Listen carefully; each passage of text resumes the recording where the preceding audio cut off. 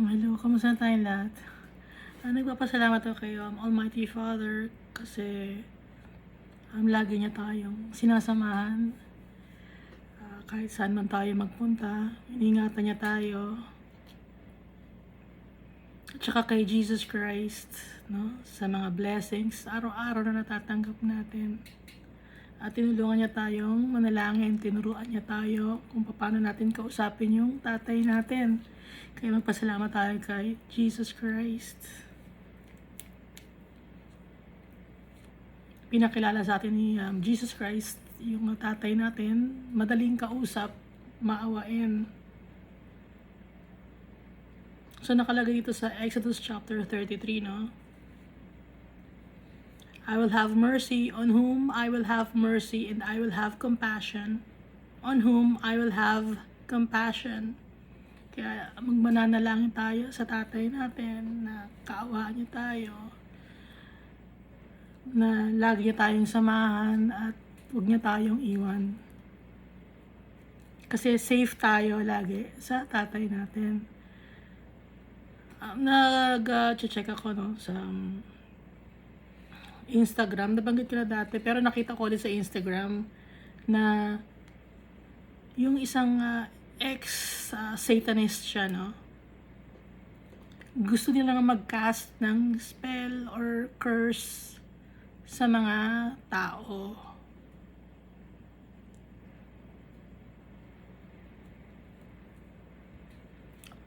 Alam naman natin na yung mga satanist may mga kanya-kanya silang mga dasal, no? Pero salbahe sila, bad spirit yon, galing yun kay Lucifer. So pag may nakikita silang mga tao, pwede nilang i-cast ng spell or isumpa. Parang trip lang nila yung ganon. Pero pag nakakakita sila ng mga Christians, alam nila na Christian kasi hindi nila masaktan. Merong nagbabantay sa atin. At meron tayong marka.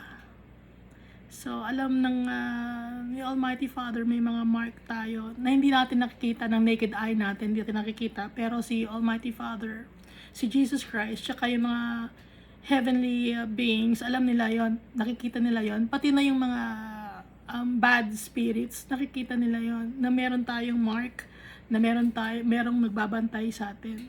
Kaya lagi tayong magpe-pray. Kaya lang nakakapasok or nasasaktan tayo ng mga bad spirits or bad entities dahil pag nagkakasala tayo, yun ang sinabi ng ex-satanist, no? Pag nagkakasala tayo, nagiging nagkakaroon sila ng way, no? Or nagkakaroon sila ng parang entrance para mas manakit sila, masaktan nila ang isang Christian. Kaya lagi tayo magpe-pray at magbabasa ng Bible. At saka, para rin natin makilala lalo yung tatay natin.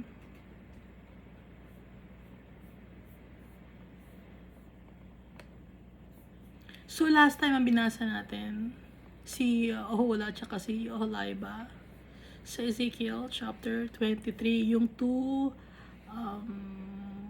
harlot sisters. Feminine, yung nanay nila, feminine yon, kasi nga one mother. So yung mother ay Mother Earth, tapos yung daughters babae, no? Or kasi pag ang country or lugar, dahil lugar to no? Feminine ang tawag. Yung Samaria at yung Jerusalem, feminine. Kaya daughters. At saka harlot. Wala pa tayong nababasa ng harlot na lalaki, no? Sa internet, dito sa dito sa Bible. Ngayon lang yata nauso na mayroon bang mga harlot na lalaki or meron, alam ko meron, no? Pero Dati wala. So, pasama ng pasama yung mundo. Hindi natin alam kung sa Sodom and Gomorrah merong gumagawa ng ganon. Nung time ni Abraham kasi na yan, tsaka ni Lot. Pero usually yung harlotry associated sa mga babae. At saka dito, yung lugar, Samaria and Jerusalem, na kahit hindi sila country, lugar sila, no? City. Okay? Kaya, feminine daughters. Na ibinenta nila yung kanilang dignidad, integridad. Ibinenta nila ang lahat-lahat ng kung anong meron sila, ang morality nila.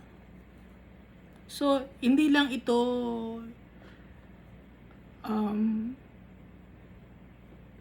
group of people, kundi bawat isa, lahat nagkasala. Lahat ng nasa Samaria, lahat ng mga nasa Jerusalem. So, Gentiles and Jews, lahat tayo makasalanan.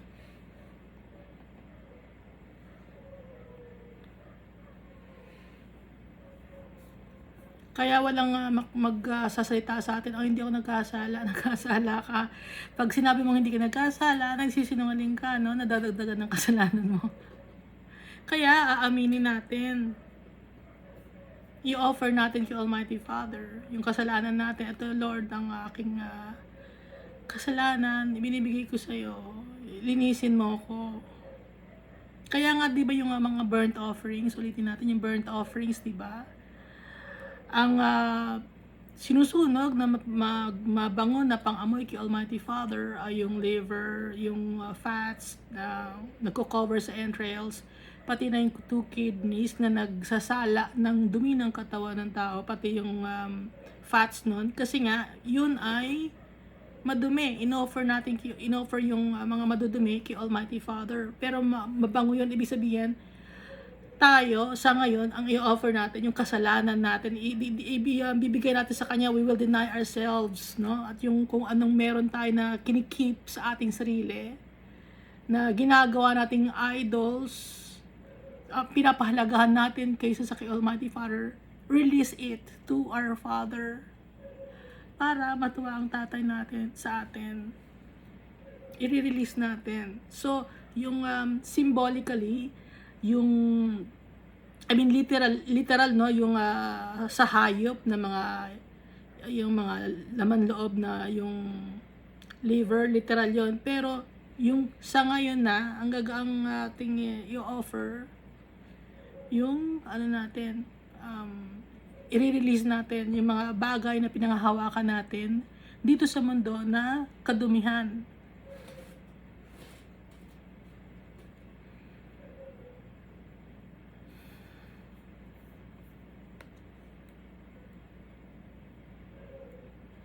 So parehong naging wicked si Ohola at saka si Oholiba.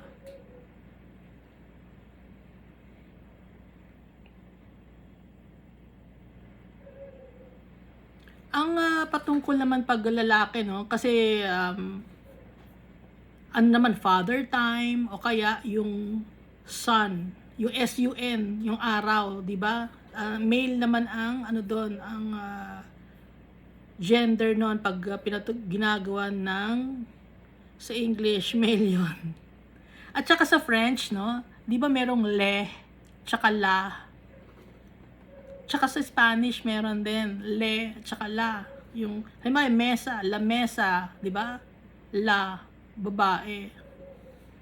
Hindi naman sasabi ko. Pag sa French naman, ganun din, merong le, tsaka la. Or il, pag lalaki, il, pag babae, ELLE. No? Napunta sa French. Ganun kasi, di ba, pag, naintindihan nyo ba? Pag, sa mga personifications, sa mga figures of speech, may mga ganun, no?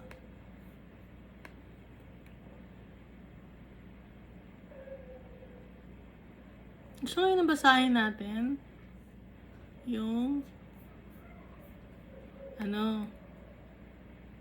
Ezekiel chapter 24.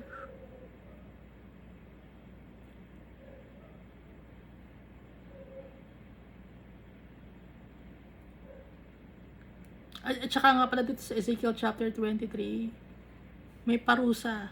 No? Pinarusahan si Oholiba at saka si Ohola. Pareho ng parusa.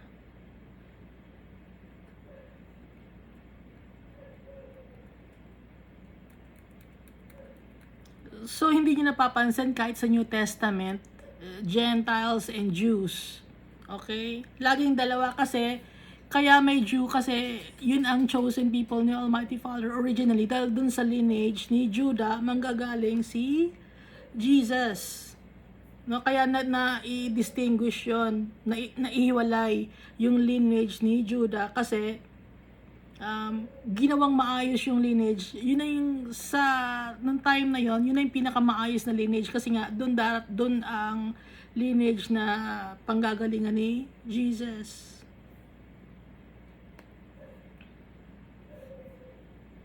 Doon siya ma-associate. Pero kahit doon na-associate si Jesus, yung mga iba ng mga tao nagkasala pa rin. Tapos, yung mga Gentiles, syempre, makasalanan. Okay? So, lahat nagkasala. Ang hindi lang nagkasala, si Jesus Christ, kaisa-isa. Dito sa Genesis, yung mga sons of God, kung nabasa ninyo sa Genesis, no? Na nakipag-niig sila or nakitabi sila sa mga daughters of men. So, nagkasala. No, yun yung mga angel, fallen angel. Si Jesus, hindi siya nagkaroon ng ganon. Malinis si Jesus. Kaya magpasalamat tayo kay Jesus. Faithful si Jesus, kay Almighty Father. Kaya, only begotten Son, si Jesus Christ. At ngayon yung binigay kay Jesus Christ ay yung kingdom that will last forever. At tayo bilang mga followers of Christ, tayo ang church, tayo ang bride. So ma-associate tayo kay Jesus, makikita ni Almighty Father na malinis tayo dahil nakadikit tayo kay Jesus. Nagtitiwala tayo kay Jesus, may pananampalataya tayo kay Jesus, na alam natin na siya at ating Savior and Redeemer.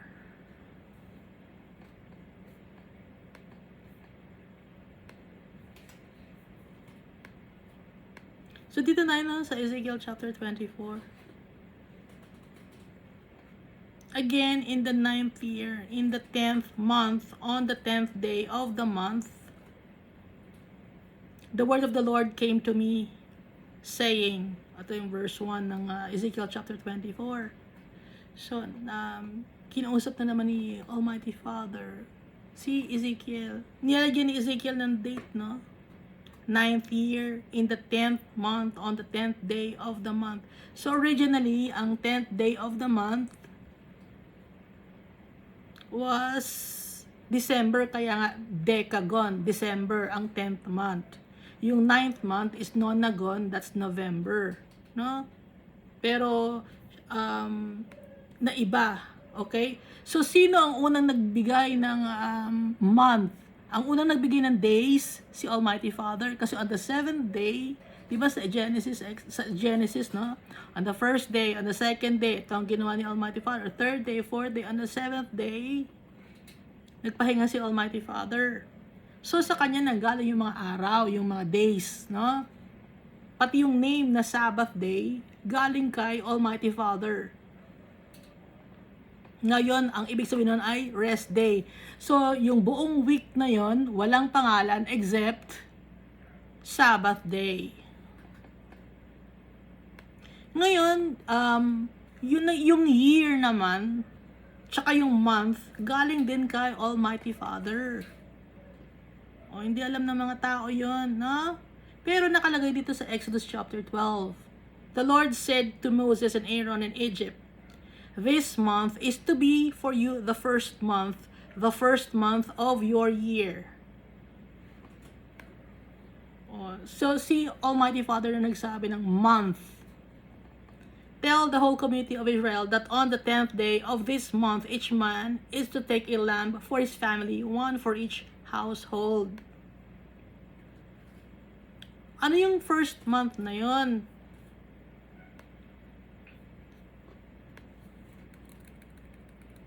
So, yun yung pagkukuha ng lamb for family, each man. First month, March. Yun ang first month. Pero iniba, di ba? Naging January. Ikikwento ko lang kasi nagbabanggit kasi ng month at saka year si Ezekiel, kaya ikinikwento ko. Ngayon, ang second na nag-iba ng month at year ay ang Babylonians. Nilagyan nila ng 29 tsaka 30. So, iniba nila, no? Nagkaroon ng hanggang 29 lang yung araw at merong 30. Ngayon, yung mga Egyptians naman, ang ginawa naman nila, lahat ng araw, lahat ng month, may 30. Hindi lang hanggang 29. Ngayon, yung Greeks naman, ginaya ang mga Egypt. Yung paglalagay ng days sa month. So, 30 din. Hanggang 29. Ngayon, itong mga Romans naman, gumawa sila ng sarili nila ng Julian calendar. Kinakwento ko lang Julian calendar na ipinangalan kay Julius Caesar. So, 12 months yon na base sa solar year. Solar, no? Alam mo yung solar, di ba? Araw. So, after 3 years, magkakaroon ng leap year. Yun yung ginawa ng Romans. Gusto ng mga Romans, no, na gumaya. Di ba yung Greek mythology, ginaya rin ng mga Romans, nagkaroon ng Roman mythology. Tapos ito naman yung Greek, ginaya ang Egyptian, pero yung Romans, ginaya rin ng mga Egyptian. Egyptian. Pero, nilagyan nila ng leap year. Dahil yun nakabase sa solar year or sa araw. Ngayon, ito namang si Pope Gregory the 13th. 13 ba to? XIII. Yeah. XIII. 13 ba yon? Ang ginawa naman ni Pope Gregory the 13th ay Gregorian calendar. Kaya sa kanya nagaling ang Gregorian calendar na ginagamit natin ngayon.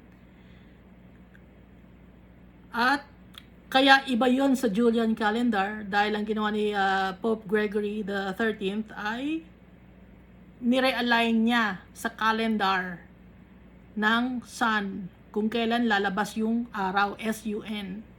Ibinasa niya sa araw. Yung Pope, si Pope Gregory, ibinasa niya sa sun, S-U-N. Naintindihan niya? Alam niyo na. At saka, iniba nila yung araw, imbis na Sabbath day, ginawang Sunday. Araw din, S-U-N-Y. Your guess is as good as mine.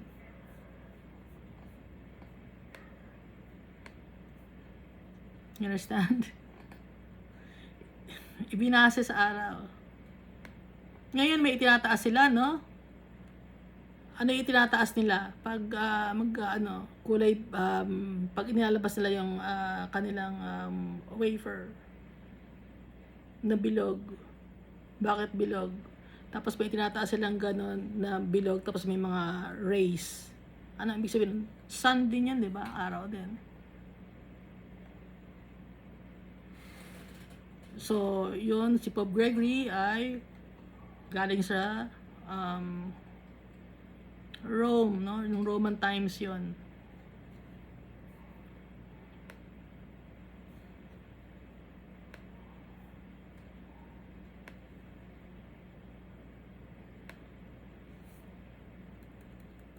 So, iniba nila ang pangalan. At ginawa nilang pangalan ng mga gods and goddesses is Janus, no? Yung Roman mythology. Naintindihan ninyo? So, bakit ganon? Ba't ganon ang ginawa nila? Pinaghalo-halo kasi naging melting pot. Okay? Nung si Constantine, inaccept niya yung Christianity, pero inaccept din niya lahat ng religion. So, doon nag-mix lahat. Doon nag-start. Hindi ko alam kung matatanggap ninyo. Pero sinasabi ko ang totoo. No? Kung gusto niyo mag-aral, aralin ninyo. Ha? Walang itinatag na religion si Jesus Christ. Family ang gusto ni Jesus Christ. At ang nakalagay sa Bible, Christians. Unang mga tinawag na Christians ay sa Antioch ba yun?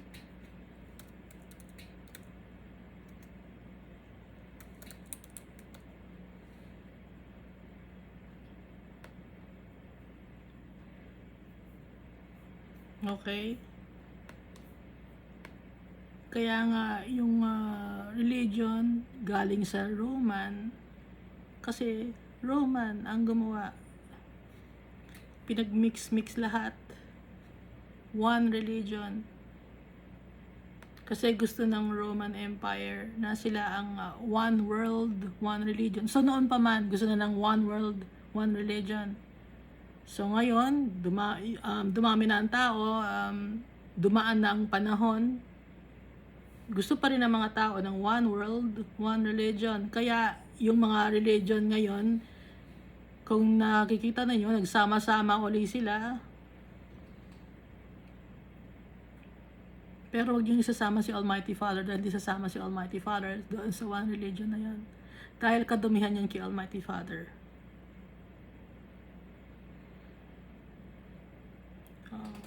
Minamock nyo si Almighty Father pag sinasama nyo doon. Si Jesus Christ. Binabastos nyo.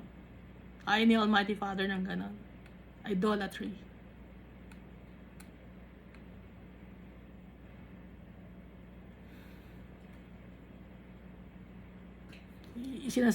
Ulitin ko, isasama nyo si Almighty Father dun sa mga elepante, sumasamba ng elepante, sumasamba ng may mga sungay. Isasama niyo si Almighty Father sa ganon. Binabastos niyo si Almighty Father.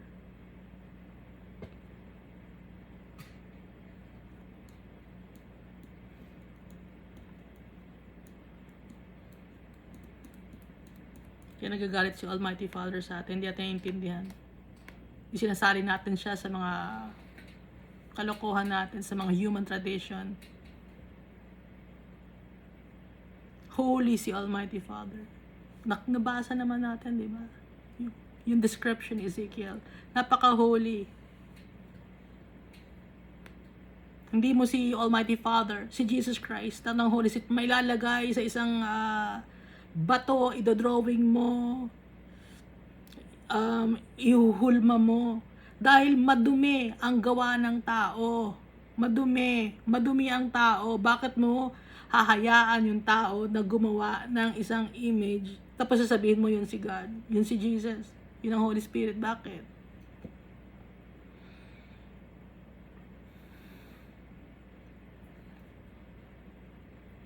Tapos yung natirang semento, anong gagawin mo? Gagawa mo ng bahay mo.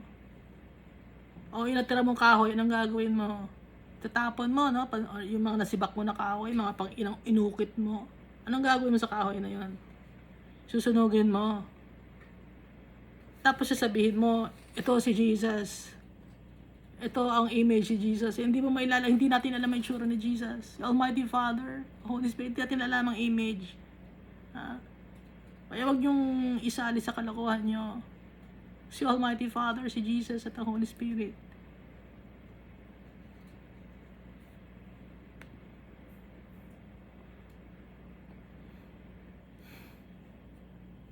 Tapos dadamitan ninyo.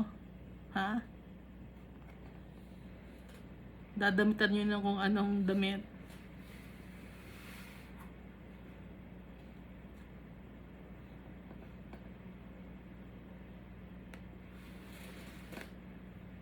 Ginagawa nyo yung katatawanan. Hindi, nirerespeto nga namin, sabi niyo. Hindi, nirerespeto nga namin, kaya nga gumagawa kami ng image. Kung talaga nirerespeto nyo, nakikita nyo sa Bible, ang pagrerespeto, yung buhay natin, ibibigay natin sa Kanya. Yun ang totoong pagrerespeto. Hindi para maalala namin. Ibig mo sabihin, pag wala kang picture, wala kang image, wala kang statue, hindi mo maalala sa Jesus, si Almighty Father. Wala sa puso mo, ibig sabihin yun.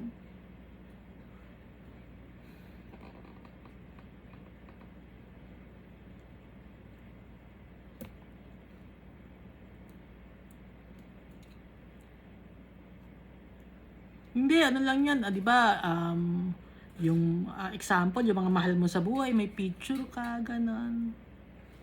So, ipinaparis mo si Jesus Christ siya kasi Almighty Father sa mga tao. Pinaparis mo na makasalanan.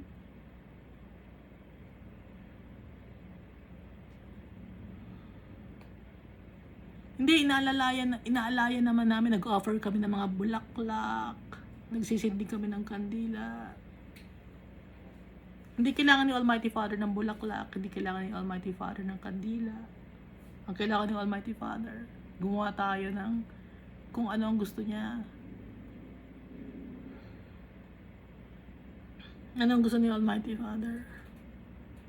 Respeto siya, mahalin siya. Yun ang gusto ni Almighty Father. Kilalanin natin si Jesus Christ, Savior and Redeemer. At walang nakitang image or walang picture si Jesus Christ dahil isa siyang kriminal. Nung time na yon, kinoconsider siyang kriminal ng mga tao. At sino nga pumatay kay Jesus? Sinong mga soldier yan? Roman soldiers.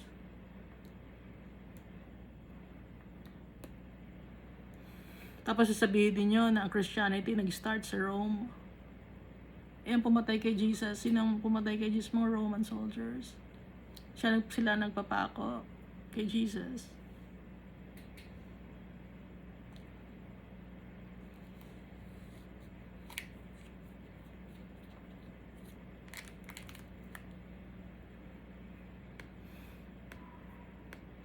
May discrepancy, no, sa istorya. Sa istorya, may mga kasinungalingan.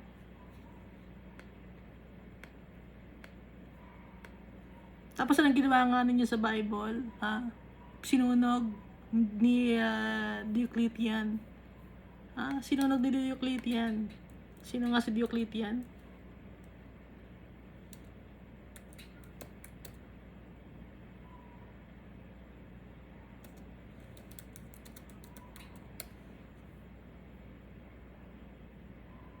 Roman Emperor.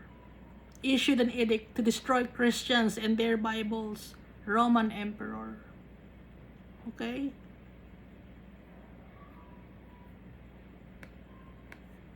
At sino nga yung nagpapatay kay doon sa mga nagtatranslate ng Bible into English? Ayaw na nyo ipatranslate, pinapatay ninyo. Sino nga yun? Hanapin ko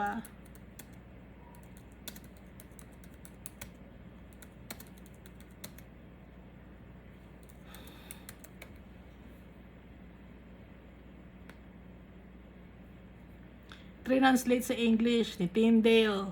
No, hindi natapos yung pagta-translate ni Tyndale to English from Latin. Pati na si Martin Luther, pinapatay din. Sino nagpapatay sa kanila?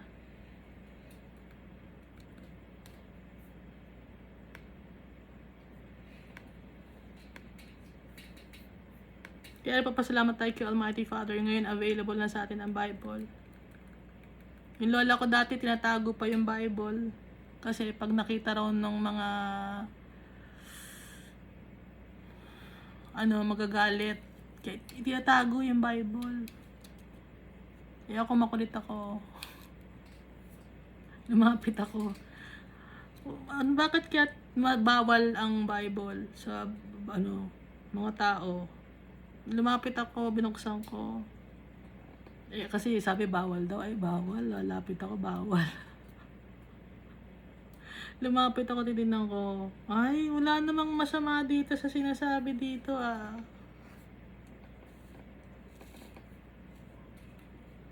Tinatago yung Bible. Papasalamat tayo kay Almighty Father. Kabaitan niya. Para malaman natin yung katotohanan.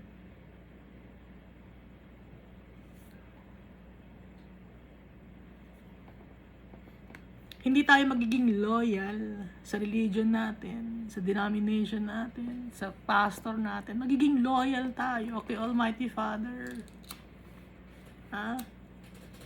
Kaya, lagi ko sinasabi sa inyo, magbasa ng Bible. Kay Almighty Father tayo magiging loyal. Kay Jesus Christ. Sila ang re-respeto natin. Mamahalin. Dahil dito, sa Ezekiel, nagagalit si Almighty Father. Mahirap basahin ang Ezekiel.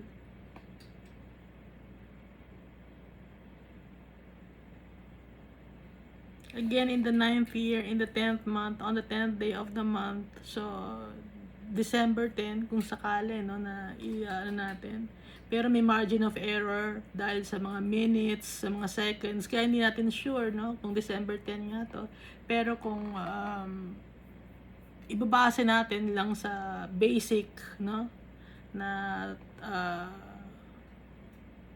pag-compare, so parang December 10, the word of the Lord came to me saying, so isinulat na naman ni Ezekiel, Son of man, write down the name of the day, this very day. Sabi ni Almighty Father kay Ezekiel, Son of man ang tawag niya kay Ezekiel, anak ng tao. Si Jesus, pag binabanggit niya yung sarili niya, the Son of Man will be crucified. Si Jesus ganun siya, di ba? Hindi na sasabing ako, kundi the Son of Man. Nabasa natin, di ba, sa Matthew, Mark, Luke, John. Example nga,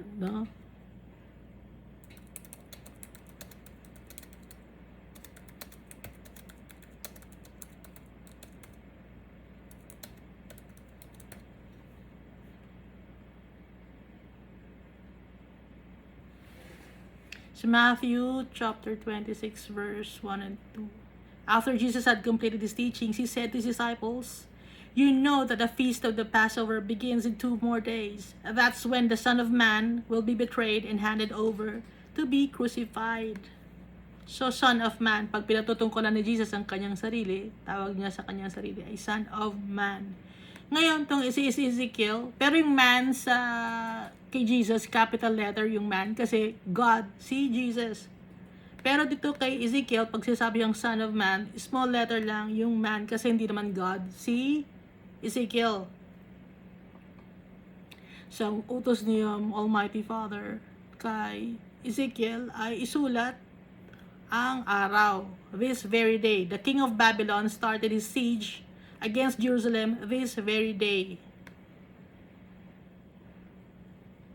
So nag-uumpisa na yung king of Babylon na sakupin, awayin yung city ng Jerusalem. Inalaw ni Almighty Father to. And utter a parable to the rebellious house and say to them, Thus says the Lord God. So inalaw ni Almighty Father, nakalagay ito, utter a parable to the rebellious house.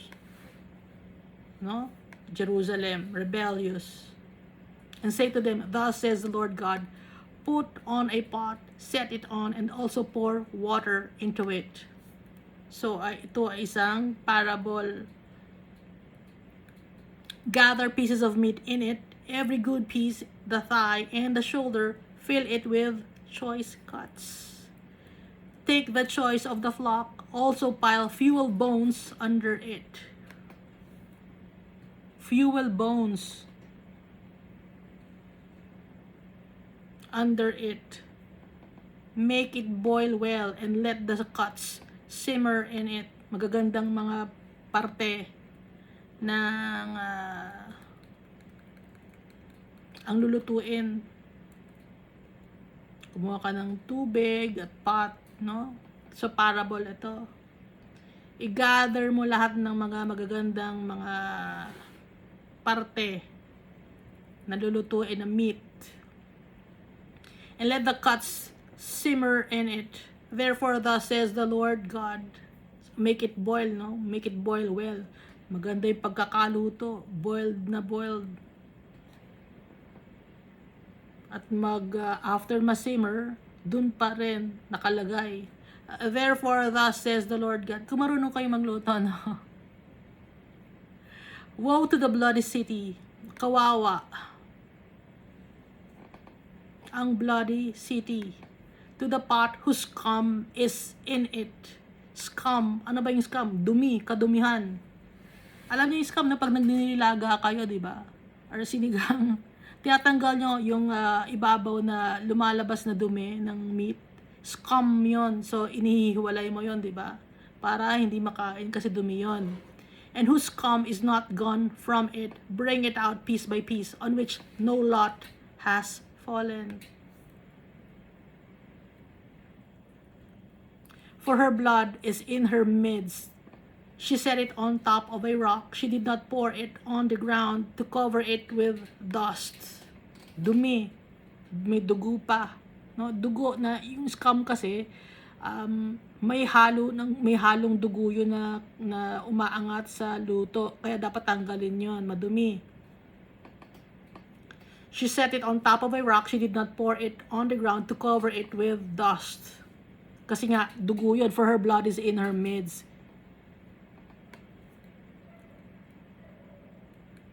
That it may raise up fury and take vengeance. I have set her blood on top of a rock, that it may not be covered.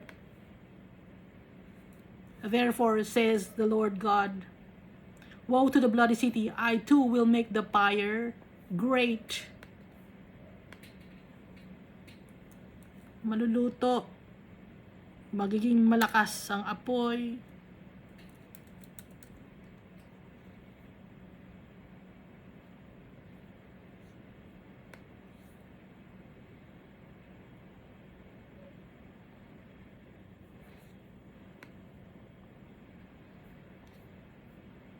Yung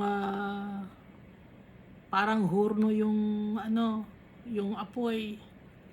Heap on the wood, kindle the fire, cook the meat well, mix in the spices, and let the cuts be burned up. Masusunog, hayaan mong masunog. Then set the pot empty on the coals, that it may become hot, and its bronze may burn. Pati yung lutuan.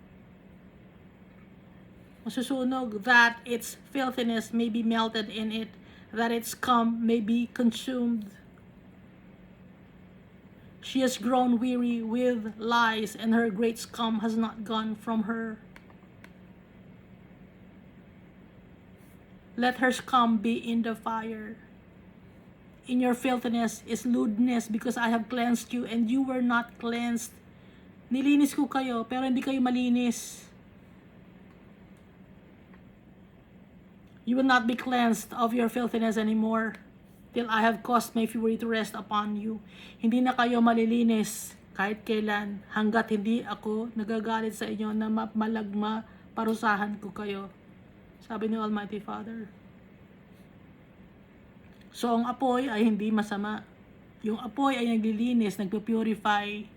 No? So, ito ay pinapurify na ni Almighty Father ang mga tao, pero hindi na malinis ang mga tao. So sa hell, ganun nangyayari, no? Sa lake of fire, ganun ang mangyayari. Lilinisin ng fire ang tao, ang kaluluwa, hindi na malilinis. Kaya hindi matapos ang fire. Yun ang nagiging parusa. Makikita mo yung kamay mo na okay naman, pero parang humuhulas sa sobrang init. Ito ang galit ni Almighty Father. I, the Lord, have spoken it. It shall come to pass, and I will do it. I-allow ni Almighty Father na sakupin ang Jerusalem. na maparusahan ang mga tao, masaktan ang mga tao, mamatay ang mga tao, magkahiwalay-hiwalay ang pamilya dahil sa kanyang galit. I will not hold back, nor will I spare, nor will I relent according to your ways and according to your deeds. Dahil sa mga gawa ninyo, sa inyong paraan at sa inyong mga gawain na madumi, hindi ako mag-hold back, hindi ako mag-spare, hindi ako magre-relent, hindi ko titigilan ang kaparusahan. Wala akong itatangi, wala akong ihiwalay, lahat. They will judge you, says the Lord God. Masakit kay Almighty Father to. Masakit sa Kanya. Pero dapat gawin ni Almighty Father. Akala ninyo hindi nasasaktan si Almighty Father sa gagawin niya. Mga anak niya yun. Mga anak niya. Hahayaan niya. Bakit hahayaan ni Almighty Father? Si Almighty Father full of love. Pero hahayaan niya yung mga tao na magdusa dahil sa kasalanan. Dahil ayaw magsisi ng mga tao sa kasalanan. Madumi. Sobrang kadumihan.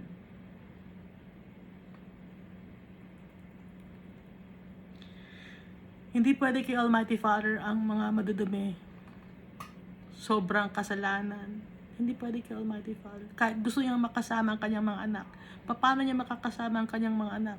Si Almighty Father, holy siya. Kung yung pagkaka-describe sa Ezekiel chapter 1, tapos ang mga tao na dinidescribe dito sa Ezekiel chapter 21, 22, 23, 24, sobrang dumi. Paano nila makakasama si Almighty Father? Paano natin makakasama si Almighty Father kung sobrang dumi tayo?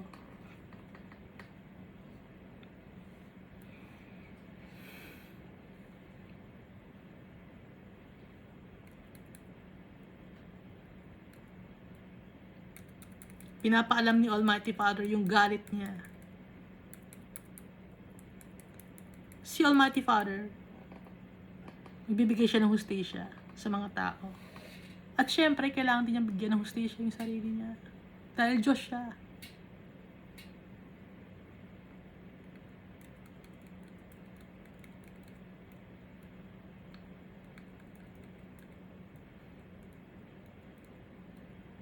Basahin natin to no? Revelation chapter 9 verse 20. But the rest of the mankind who were not killed by these plagues did not repent of the works of their hands, that they should not worship demons and idols of gold, silver, brass, stone, and wood, which can neither see, nor hear, nor walk, and did not repent of their murders, or their sorceries, or their sexual immorality, or their thefts.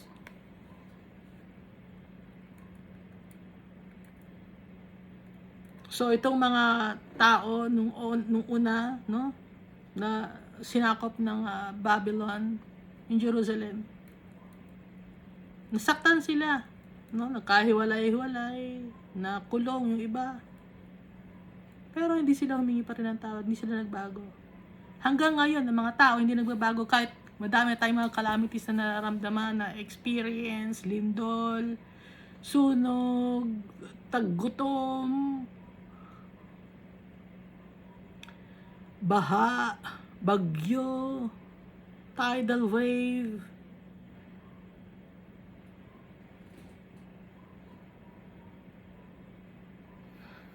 Hindi tayo nangingi ng tawad. Hindi tayo nagbabago. Pare-pare pa rin ang ginagawa natin. Ganun pa rin ang ginagawa natin.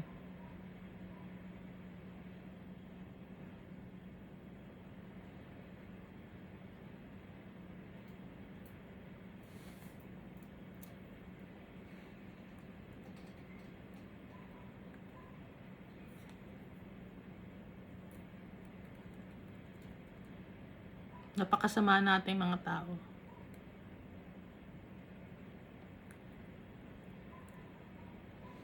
Kaya kailangan natin si Jesus.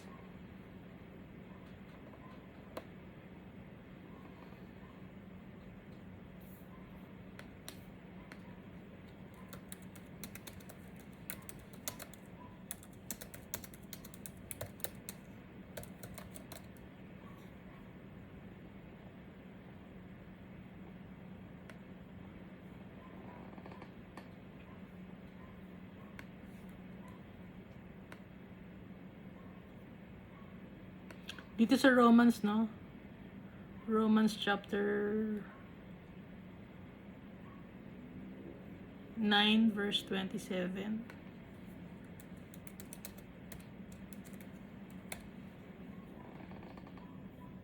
And concerning Israel, Isaiah the prophet cried out, though the people of Israel are as numerous as the sand of the seashore, only a remnant will be saved.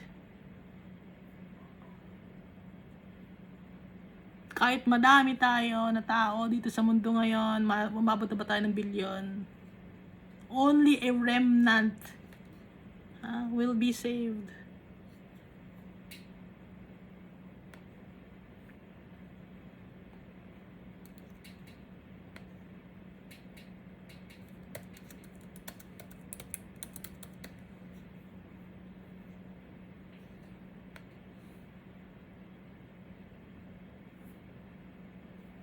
Konti lang. Hindi lahat tayo masasave. Kaya kailangan masave tayo. Dahil napakahirap sa impyerno, sa Hades, sa Lake of Fire. Hindi rin makakasama ang tatay natin kung ganon.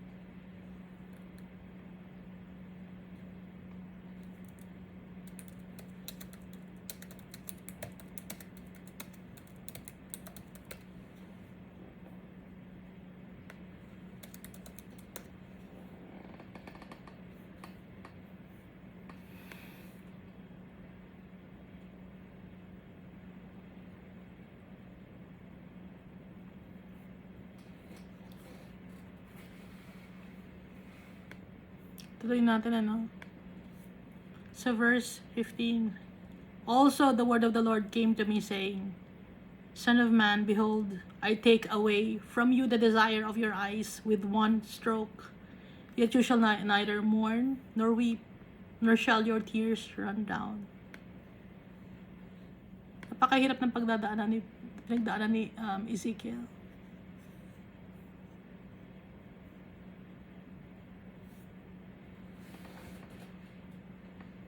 Sabi ni Almighty Father, I will take away from you the desire of your eyes with one stroke. Sa isang iglap lang, tatanggalin ko ang desire ng eyes mo. Ano yung desire ng eyes ni Ezekiel? Yung kanyang asawa.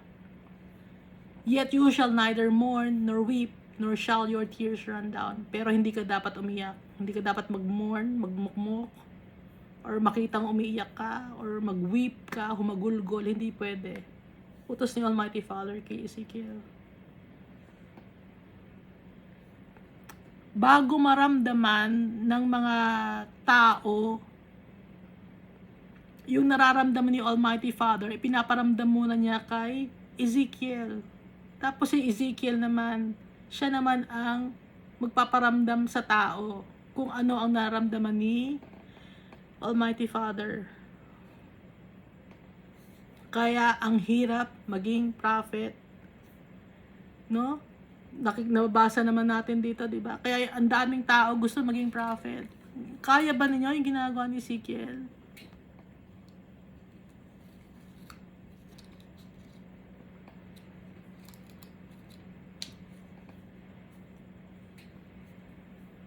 Kaya ang dami ngayong mga false prophets.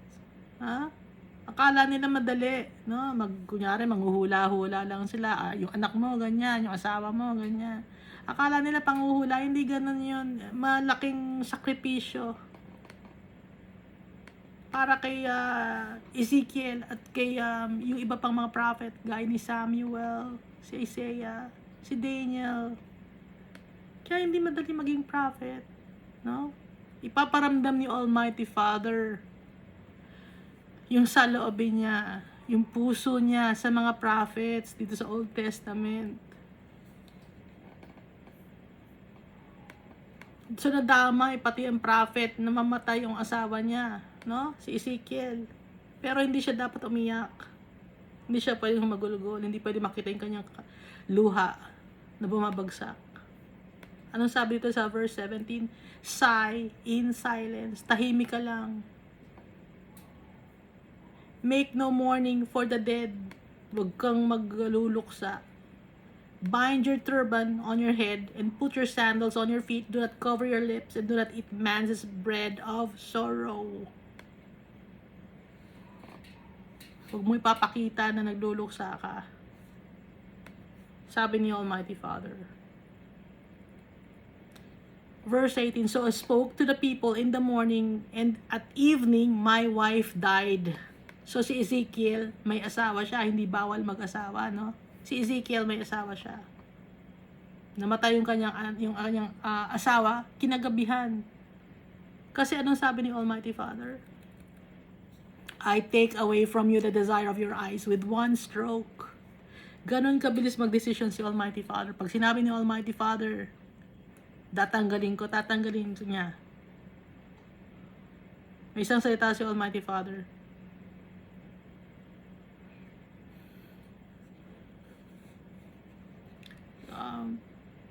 Sabi ko, Almighty Father, magbubasa na naman ako ng Ezekiel.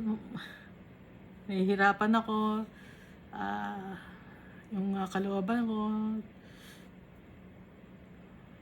yung takot ni Almighty Father, yung takot ko kay Almighty Father, na pag binabasa ko to, nakakatakot magalit si Almighty Father.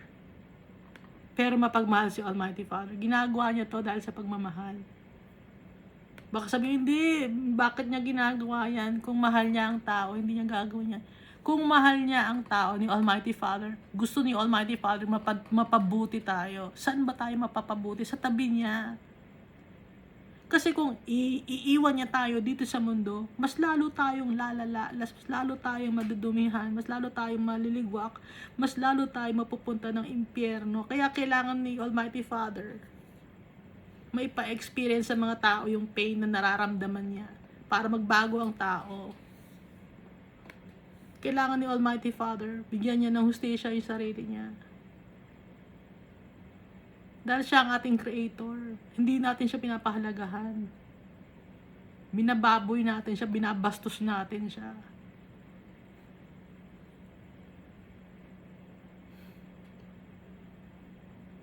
Isinasama natin siya sa mga sinasamba ng mga tao, ng mga animals, ng mga bagay, yung isinasali nyo sa mga anting-anting. Hindi sumasali si Almighty Father doon, wag nyo isali sa mga ganon. Kasi nangalingan yung mga yan. Gawa yun ng devil.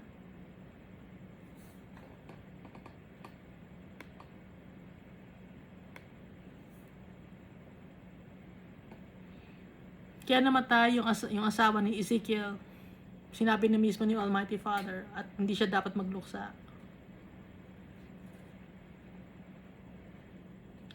So, sinabi, bago namatay yung asawa ni Ezekiel, sinabi ni Ezekiel sa mga tao, yung parable. Okay? Yung parable na may lulutuin, na masusunog, malaki ang apoy, yung dumi, hindi matanggal. Ngayon ang sabi ng mga, tapos kinagabihan, namatay yung asawa ni Ezekiel. Tapos ang tanong ng mga tao, and the people said to me, will you not tell us what these things signify to us, that you behave so? Bakit ganyan ka mag-behave, or umarte, or gumalaw? Ano bang significant ng sinabi mo sa amin? Then I answered them, the word of the Lord came to me, saying, speak to the house of Israel, thus says the Lord God, behold, I will profane my sanctuary. Your arrogant boast, the desire of your eyes, the delight of your soul, and your sons and daughters, whom you left behind, shall fall by the sword. Nadamay si Ezekiel. Namatay yung kanyang asawa. Ganon din ang mangyayari sa mga mayayabang na mga tao. Arrogant, boastful. The desire of your eyes, the delight of your soul, and your sons and daughters whom you left behind shall fall by the sword. Kasi nga sasakupin na sila ng Babylonia. And you shall do as I have done. You shall not cover your lips, nor eat man's bread of sorrow. Sabi ni Ezekiel, yun ang turo sa kanya ni Almighty Father, yung kanyang sasabihin. Your turbans shall be on your heads, and your sandals on your feet. You shall neither mourn nor weep, but you shall pine away in your iniquities and mourn with one another. Kikimkimin niyo sa inyong sarili ang inyong mga kalungkutan. Thus, Ezekiel is assigned to you, according to all that he has done, you shall do. Kung ano ang ginawa ni Ezekiel sa kanyang pagmamorn, hindi niya pinakita na namatay ang kanyang asawa, pero hindi siya nagmorn, hindi siya nagluksa. Ganoon din ang gagawin ninyo.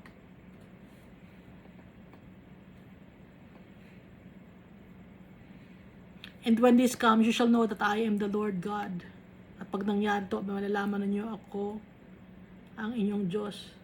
And you, son of man, will it not be in the day when I take from them their stronghold, their joy and their glory, the desire of their eyes, and that on which they set their minds, their sons and their daughters, that on that day one who escapes will come to you to let you hear it with your ears. Pag may mga nakatakas, lalapit sila sa inyo, maririnig mo kanilang mga sasabihin. On that day, your mouth will be open to him who escaped. You shall speak and no longer be mute. Thus, you will be assigned to them, and they shall know that I am the Lord. So, si Ezekiel ang naging sign. Siya ang unang makaka-experience nun, bago pa man yung mga tao na sasakupin ng Babylonia. So, si Daniel, no, na nabasa natin, sinakop na sila ng Babylon. Kaya nga, di ba si Daniel, tsaka yung si Shadrach, Meshach, and Abednego, kinuha na niya ng Babylonia para maging wise men sa kanila. So, parang consecutive na nangyayari yung si Ezekiel at saka yung kay Daniel.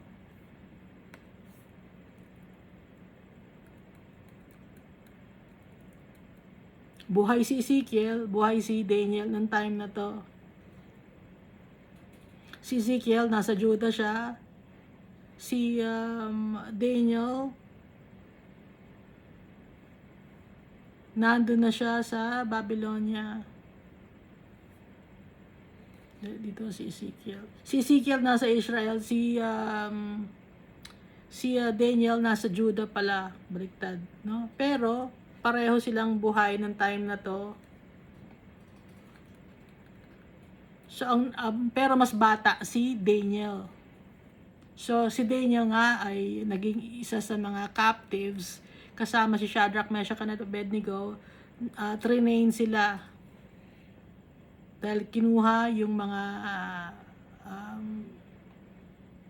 mga matatalino sa Judah, kinuha lahat para mag-serve sa King of Babylon.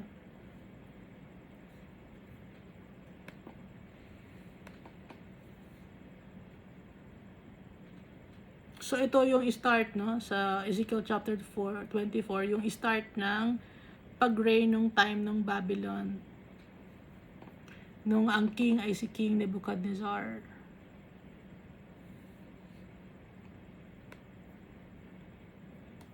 Dito tayo sa Ezekiel chapter 25.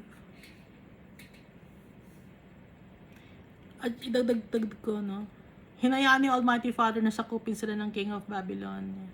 Kasi, dahil sa kasalanan. So tayo, ina-allow din tayo ni Almighty Father baka experience the trials and tribulations because of our sins. Para magsisi tayo. Mabuksan ang isipan natin. Magising tayo. Di ba pag may naka-experience na in trials and tribulations, anong ginagawa natin? Lumalapit tayo kay Almighty Father, di ba? Nagigising tayo.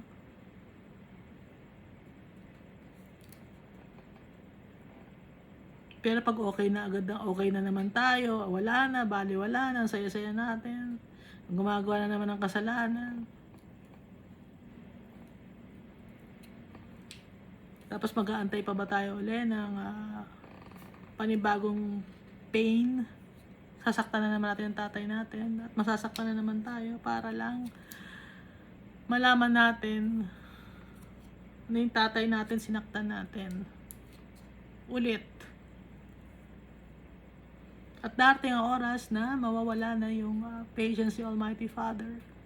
Gaya dito sa Book of Revelation, sa end of times, sa last days.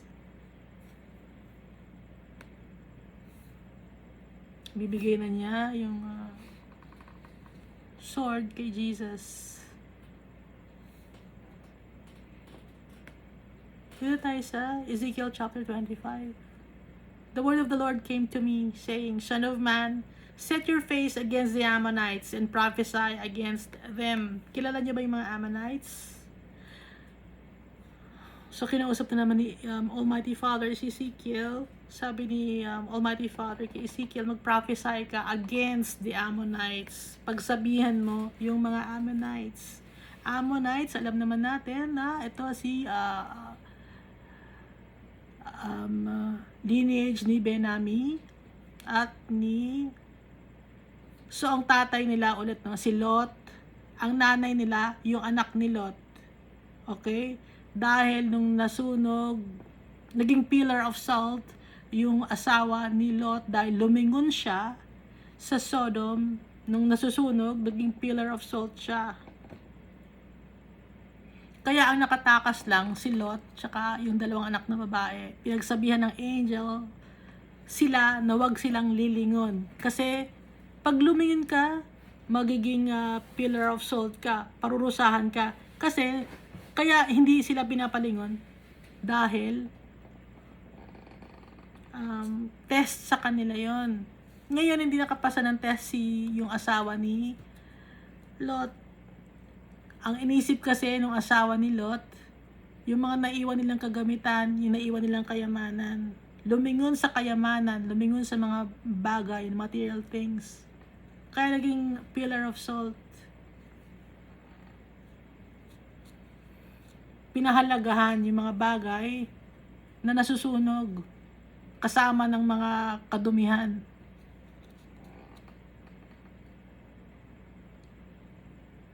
Kaya ang nasave lang si Lot tsaka yung kanyang dalawang anak. Ngayon yung kanyang dalawang anak naman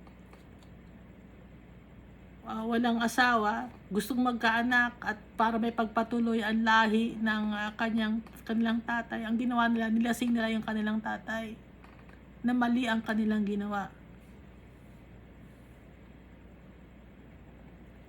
Nagdesisyon sila para mabuntis sila. So tig-isa sila.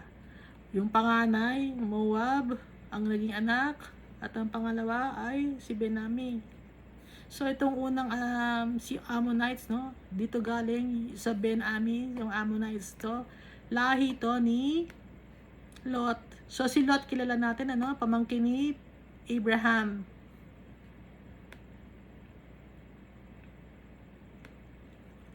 So, si Abraham, sa kanyang lineage manggagaling si Jesus. So yung lineage ni Abraham mismo. Pero si Lot kasi pamangkin na niya yun, ano? Naintindihan na niya. Hindi na siya yung direct descendant ni Abraham kasi pamangkin lang si Lot. So, itong mga Ammonites, mga kasalanang tao din. Hindi sila yung chosen people, pero gumagawa rin sila ng kasalanan. Ngayon, kinausap ni Almighty Father si Ezekiel, sabihin sa mga Ammonites, pagsabihan. Anong sabi? Say to the Ammonites, hear the word of the Lord God. Thus says the Lord God, because you said, aha, against my sanctuary when it was profaned, and against the land of Israel when it was desolate, and against the house of Judah when they went into captivity. Indeed, therefore, I will deliver you as a possession to the men of the east. And they shall set their encampments among you, and make their dwellings among you. They shall eat your fruit, and they shall drink your milk.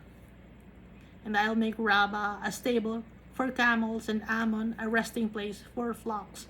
And then you shall know that I am the Lord.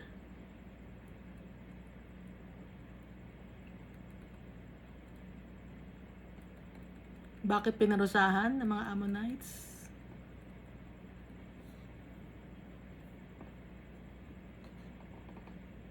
Kasi binastos nila ang sanctuary, the Almighty Father.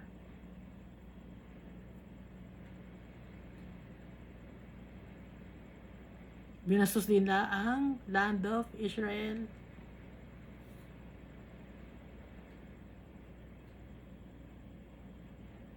At natuwa sila nung nahuli ang House of Judah. Nakita nila na sinasakop ang Judah, natuwa sila. So tayo, bilang mga Kristiyano, pag may mga kapatid tayo na dumadanas ng pagsubok, ng pains, ng heartaches, huwag nating sabihin, huwag tayong matuwa. No? Masalbahay kasi ang tao eh. Pag may nakakakita tayo na naghihirap ng mga tao, ay buti nga sa kanya, naghihirap na siya. Buti na nga sa kanya, nagkasakit na siya. Buti na sa kanya, mamamatay na siya. Ganun ang tao. Ayaw ni Almighty Father. Kahit na pinarusahan niya ang Judah, ang Israel, ayaw niya ng may mga ibang mga tao na magmamak or yung ayaw niya na may ibang mga tao na makikisali na i-gang up ang ang tao kung nakakaranas ng pain. Kasi alam mo no, yung nakalugmok na yung tao, sisipain mo pa. Anong klase kang tao? Ayaw ni Almighty Father. Kaya paparusahan niya. Kaya yung description dito, hahayaan ko rin kayo na makaranas ng pain. I'll deliver you as a possession to the men of the East. Kayo rin, sasakupin din kayo, no? Ng mga tao sa East. Pati yung mga pagkain ninyo, yung mga fruits ninyo, kukunin nila yan. Sabi ni Almighty Father. Tapos yung lugar ninyo na Raba, gagawin lang yang stable ng mga camels, bahay ng mga camels. At yung Ammon, gagawin lang na resting place ng mga ibon or ng mga hayop na alagang lumilipad na hayop at sheep. Then you shall know that I am the Lord. Mabilis umaksyon si Almighty Father. Thus says the Lord God, because you clapped your hands, nag-celebrate sila, stamped your feet, and rejoiced in heart with all your disdain for the land of Israel. Dahil sa galit kayo sa Israel, nag-celebrate kayo, oy, nasakop na ang Israel. Or kung sa ngayon, oy, naghihirap na siya, buti naman sa kanya, ang yabang kasi niya, pag gumaganon tayo, parurusahan din tayo ni Almighty Father, ipaparanas din niya sa atin para hindi tayo maging mayabang.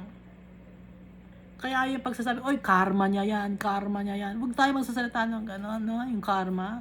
Kasi pag nagsasalita ka ng karma, ibig sabihin, gusto mo, oy, karma niya yan eh. Parang baliwala yan, karma niya yan eh. Hindi gano'n, no? Kaya yung word na karma, hindi natin dapat ginagamit yun. Hindi nga salita ni Almighty Father. Indeed, therefore, I'll stretch out my hand against you and give you as plunder to the nations. Sabi ni Almighty Father sa mga Ammonites. At pati na rin sa atin to, kung gagawin natin to sa kapwa-tao natin, na nag-celebrate tayo dahil namatay na siya, o mag-celebrate tayo namatay na yung kalaban natin, yung, or buti nga sa kanya, ayaw ni Almighty Father. I will cut you off from the peoples and I'll cause you to perish from the countries.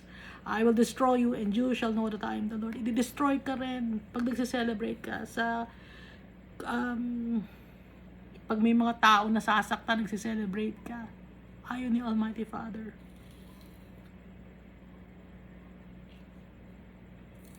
Dahil napakahirap kay Almighty Father na masaktan ang mga anak niya. Pero kailangan niyang mangyari yun para matuto. Ngayon ikaw ang gagawin mo, magse-celebrate ka.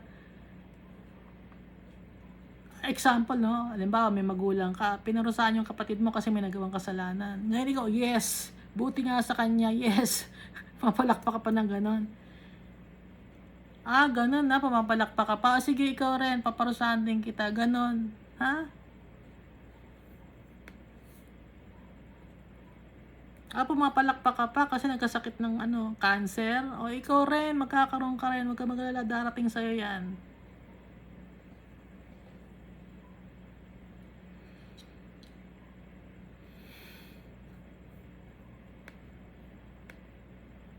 Ito naman ay verse 8 ay para sa mga Moabites. Thus says the Lord God, because Moab and Seir say, look, the house of Judah is like all nations. Tignan nyo, yung Judah parang kapareho lang naman ibang nasyon eh. Hindi naman powerful. Therefore, behold, I'll clear the territory of Moab of the cities on its frontier. The glory of the country, Beth Jeshimoth, Balmeon, and Kirjathaim. To the men of the east I'll give it as a possession, together with the Ammonites, that the Ammonites may not be remembered among the nations. Pareho kayo, Moabites, Ammonites. Ha? Sakop ko kayo. Kasi natuwa rin kayo eh, nag-celebrate kayo, maliit nyo yung Judah.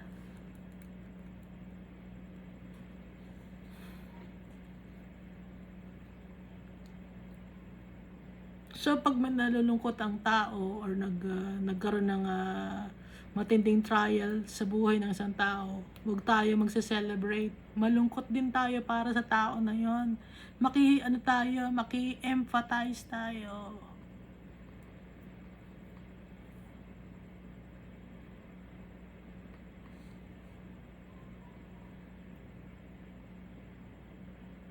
Dahil hindi ina-allow ni Almighty Father ang mga bagay kung hindi siya kung wala siyang magandang dahilan. And I will execute judgments upon Moab, and they shall know that I am the Lord. So parehong mangyayari sa Moabites at saka Ammonites. Kapareho sila ng lahi. Ito naman si Edom or Esau sa verse 12. Thus says the Lord God, because of what Edom did against the house of Judah, by taking vengeance, and has greatly offended by avenging itself on them. Ito namang si Edom or Esau, yung lahi ni Esau, naghigante sa Judah. Galit din sila. Therefore says the Lord God, I will also stretch out my hand against Edom, cut off man and beast from it, and make it desolate from Teman. Dedan shall fall by the sword. I will lay my vengeance on Edom by the hand of my people Israel, that they may do in Edom according to my anger and according to my fury, and they shall know my vengeance, says the Lord God. Pag naghiganti si Almighty Father, matindi. Pag nambuli ka, binubuli mo yung tao. Ha? Naghihiganti ka, ayaw ni Almighty Father nun. Nalugmok na yung tao, paghihigantihan mo pa. Wala nang pag-asa yung tao, malungkot na. Lalo mo pang hihilahin pababa.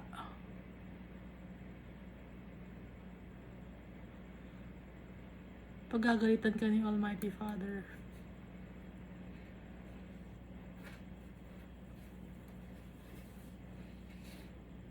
Ito namang Philistia. Yung Philistia, Philistines to, na ngayon ay Palestine. Ngayon, itong si Samson, no? Ang mga napatay niya ay mga Philistines yon.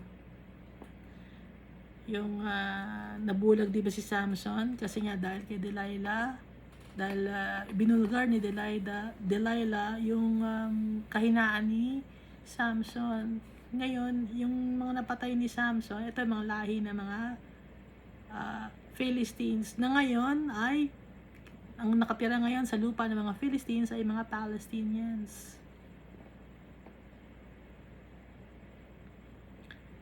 At dito rin yung Philistine ito rin yung kalaban ni David, yung si Goliath. Okay, kalahi niya, Philistine, si Goliath. Maliit lang na lugar tong Philistine, pero hindi matanggal sa lugar na kinalalagyan niya. Malapit siya sa dagat, di ba? Kung titignan nyo yung mapa ng Israel, malapit sa dagat tong Philistine. Maliit lang na strip of land, no? Maliit lang, hindi siya malaki. Pero bakit hindi siya mapaalis dun sa lugar na yon? Inaalaw ni Almighty Father na hindi siya mapaalis sa lugar na yon. May dahilan si Almighty Father. Matagal na yung Philistine doon, pero hindi pa rin mapaalis. Mas madami ang mga Israelites, di ba? Mas marami lang soldiers. Pero hindi mapaalis ang Philistines or Palestinians. May dahilan si Almighty Father.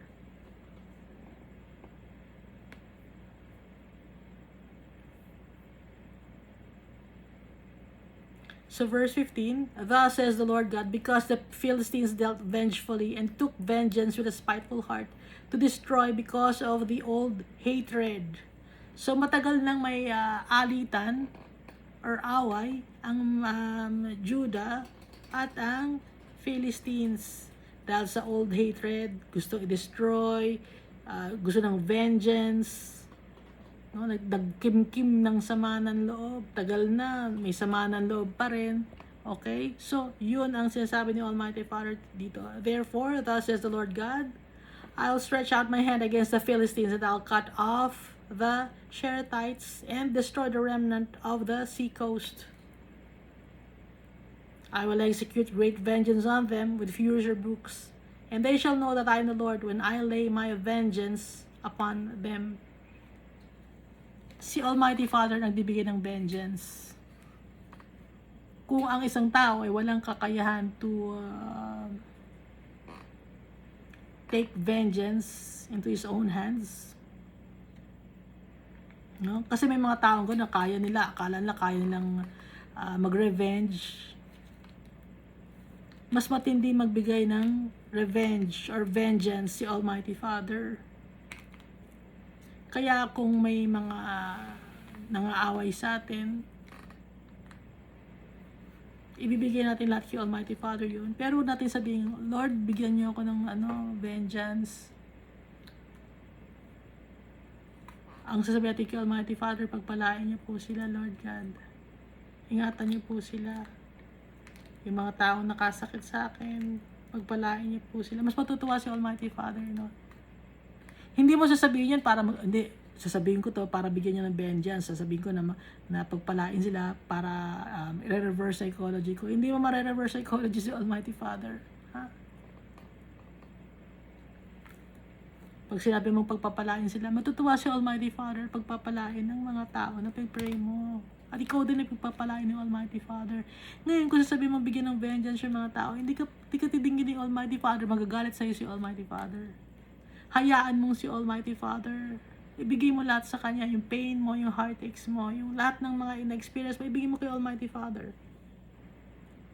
And then pray to our Father to bless those people who hurt you.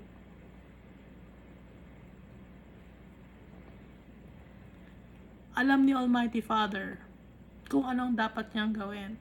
Basta tayo ang gagawin natin, yung tama sa paningin ni Almighty Father. Mahirap magalit si Almighty Father.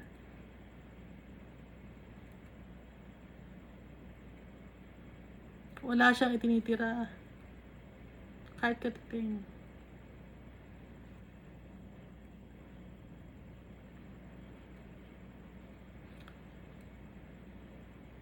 Mabait si Almighty Father. He is good. Pero inaalaw niya yung mga bagay na to. Dahil nga para matuto, dahil kasamaan ng tao ang ginagawa Natutuwa ka dahil nang may nangyaring masama sa kapwa-tao mo. Masama yun. Ayaw ni Almighty Father, kaya tuturuan tayo ng leksyon. Up to now, kaya ginagawa ni Almighty Father to. Ewan ko lang na kung na-experience yung nararamdaman ninyo. No?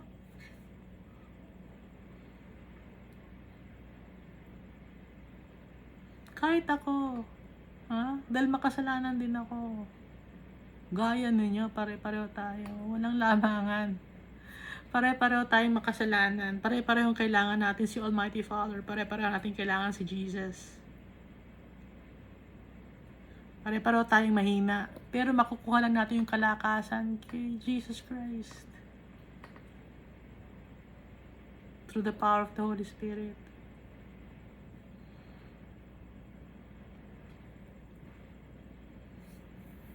Kaya ngayon pa lang, susundin na natin yung tatay natin. So, ito'y matagal na, no? Na utos ni Almighty Father. Pero, hanggang ngayon, applicable pa rin ito sa atin sa ngayon. Ha? At magiging applicable. At saka yung Babylon dito na sinakop yung Israel. Yung sa end of times, sasakupin tayo, no? Alam niyo yun, di ba? Sa end of times. So, ito ay sample lang, no? Dahil sa end of times, pagdating ni Jesus, mas magulo. Pag bago dumating si Jesus, yung mga calamities, andun na lahat, calamities, gulo ng tao. Pero hindi natin malalaman kasi pailalim yung gulo. Naintindihan niyo? Yung gulo, akala natin tahimik, no? Pero hindi. Naka-camouflage yung kaguluhan. Itinatago ni Satan yung kaguluhan. May plano si Satan ng kaguluhan. Itinatago niya. Gumagawa na siya ng kaguluhan ngayon. Pero hindi tayo dapat matakot. Si Almighty Father yung kasama natin, kakampi natin, kakapitan natin, si Jesus Christ. Through the power of the Holy Spirit. Kaya hindi tayo matatakot.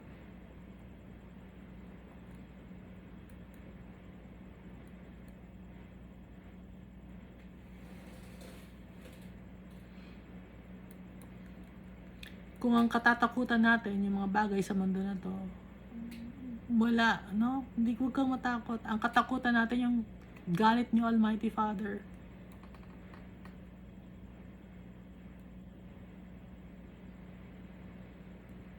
At saka itong si Esau, no? Idadagdag ko lang. Si Esau, kapatid niya, sino yung kapatid niya? Si Jacob. Anak sila ni Isaac.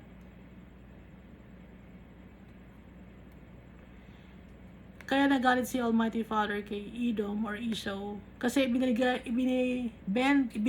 ni Esau yung kanyang birthright kay Jacob. Importante kay Almighty Father ang birthright. Dahil bawat sa atin, tayo, may birthright tayo. May birthright tayo dahil tayo ay anak ng Diyos.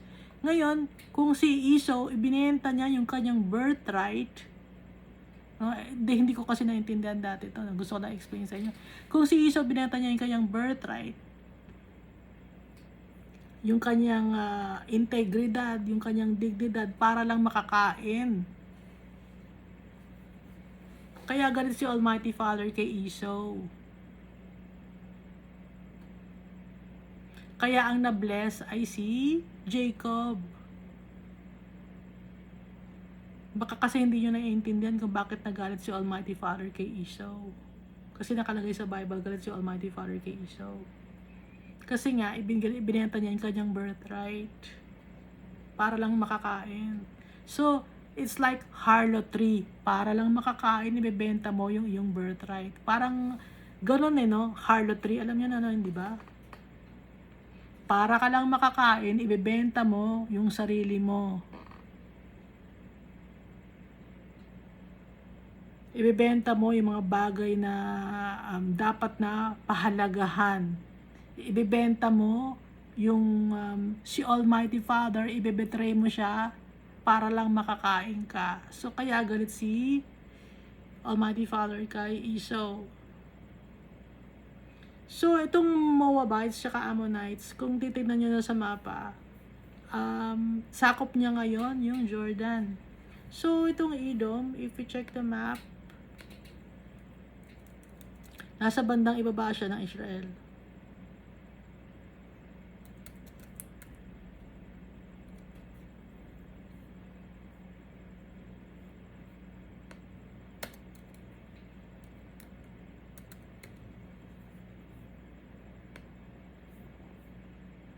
Yeah. So, sa baba siya ng Israel. Ano ba ang present day Edom? Kasi ang tatay din niya, di ba? Si Isaac.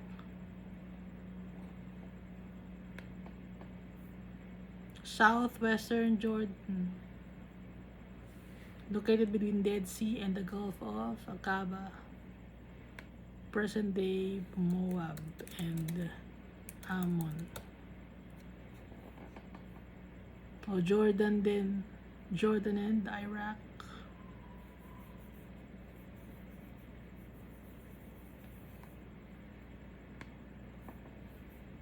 Pero yung Philistine, yun yung Palestinian ngayon. Okay? So magkakadikit sila. Lahat makasalanan. Lahat nagkasala.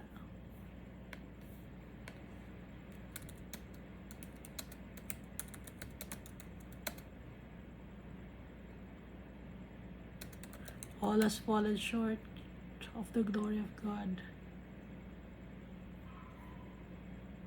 Sa Romans chapter 3 verse 23. For all have sinned and fall short of the glory of God, and all are justified freely by His grace through the redemption that came by Christ. Lahat tayo nagkasala, kaya walang lamangan. Wag tayong magsasabi buti nga sa kanya, oy, buti tama 'yon, na parusahan siya. Hindi ganoon, no? Kundi lahat tayo malungkot, magluksa tayo, mag-mourn tayo, humingi tayong tawad sa tatay natin dahil lahat tayo nagkasala, at magkakaroon lang tayo ng redemption galing kay Jesus Christ. Kaya lang tayo masasave sa awa ni Jesus Christ tsaka ni Almighty Father. Kaya lagi tayong magpe-pray.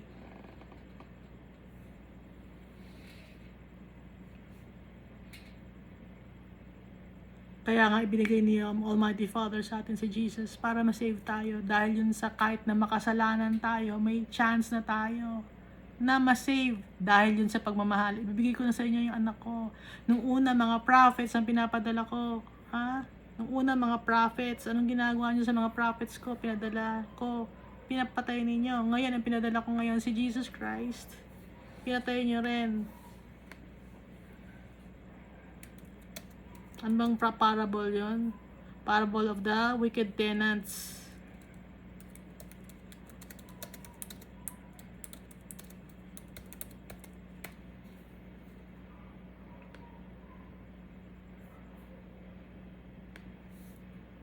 So maraming servant na pinadala si Almighty Father, mga prophets, mga tagapagsalita sa atin. Anong ginawa natin? Binaliwala natin. Sinaktan natin, pinatay natin. Ngayon na pinadala si Jesus Christ.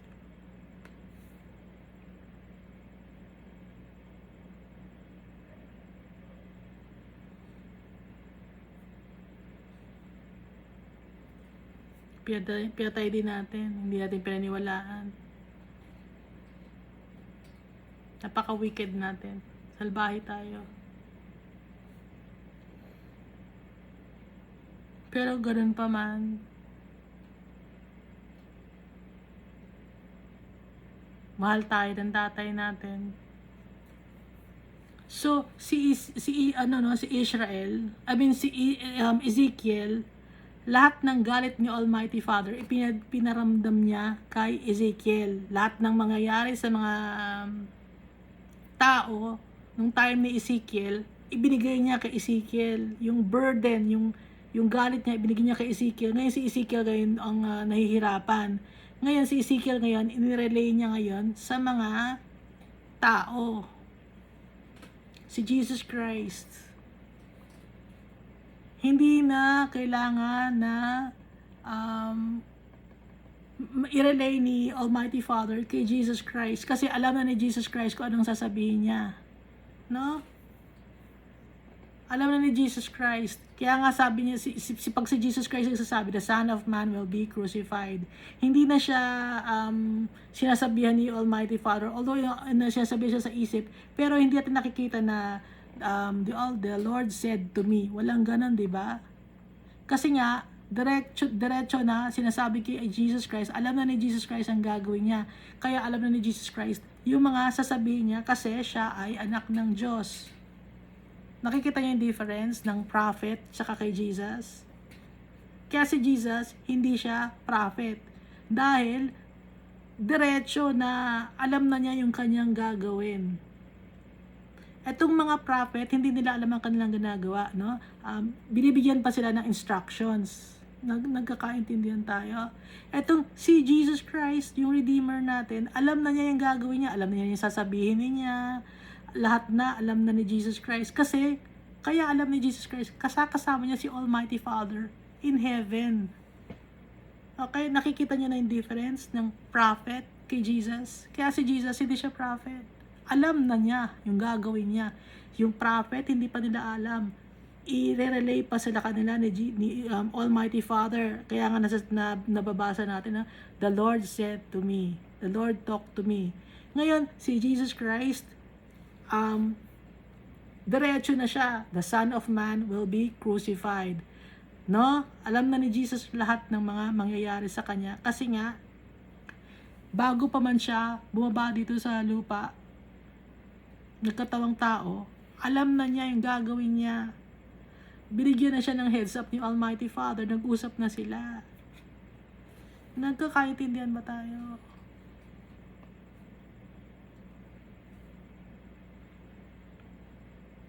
Kaya iba si Jesus Christ sa mga prophets. At yung na-experience ni Jesus Christ na crucifixion on the cross, hindi na-experience ng mga prophets yun. No? Kagaya ni Daniel, magpapahinga ka na ng Daniel, na-experience mo na karoon ka ng vision and dreams, magpapahinga ka na lang Daniel. Si Jesus hindi in vision and dreams, kundi alam niya talaga kung ano ang mangyayari. Okay? So yun ang difference. Nakita na natin ang difference, di ba? Tapos, nagpapatawad si Jesus ng kasalanan ng mga tao na hindi kayang gawin ni Ezekiel, hindi kayang gawin ni Samuel, hindi kayang gawin ni Elijah or Elisha. Yun ang difference. Ha? Makakakita pa tayo ng difference ng prophets at saka kay Jesus Christ. No? Kaya si Jesus Christ hindi siya prophet. Anak siya ng Diyos. Nagpapasalamat ako kay Almighty Father sa binibigyan niya ng liwanag yung isip ko na isinashare ko sa inyo, na naiintindihan ko yung salita ni Almighty Father. Gusto kong i-share sa inyo na sana naiintindihan ninyo.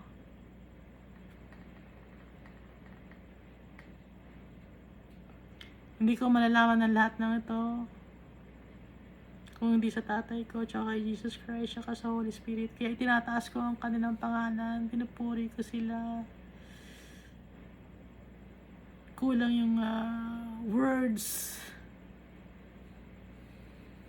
para na magaganda, para i-describe yung tatay natin, tsaka si Jesus Christ, tsaka ang Holy Spirit.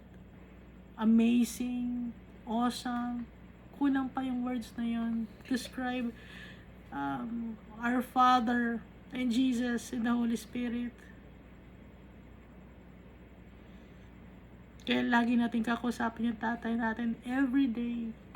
Kahit ano ang ginagawa natin, no? Hindi man halata ng tao na nagdadasal tayo. Ha?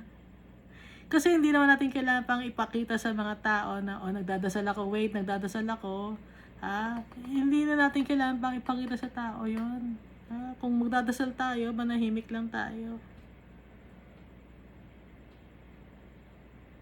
Kasi kung ipapakita mo pa sa mga tao na nagdadasal ka, gumaganon ka pa, kung ano na pang ginagawa mo, nakuha mo na ang paghanga sa iyo ng mga tao.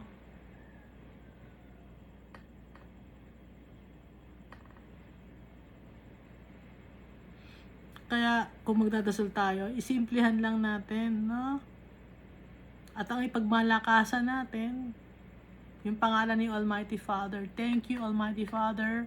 We worship you. We glorify you, Almighty Father. I praise you, my Jesus Christ. Thank you, Holy Spirit. So lahat-lahat na kaya tayo tinuturuan ni Almighty Father, tsaka ni Jesus Christ, tsaka ng Holy Spirit is because of love. Lahat yun, pagmamahal ni Almighty Father. Kahit nakikita natin nagagalit siya, may pagmamahal to para magbago tayo, magsisi tayo. Kaya nga nakikita natin yung galit niya, ulitin ko, nakikita natin yung galit niya, nararamdaman natin yung galit niya para magsisi tayo. Minsan kasi kailangan pa tayong yugyugin, ano? Para magising tayo. Magpasalamat tayo sa tatay natin. Dahil patient siya sa atin. Thank you, and God loves us all so much.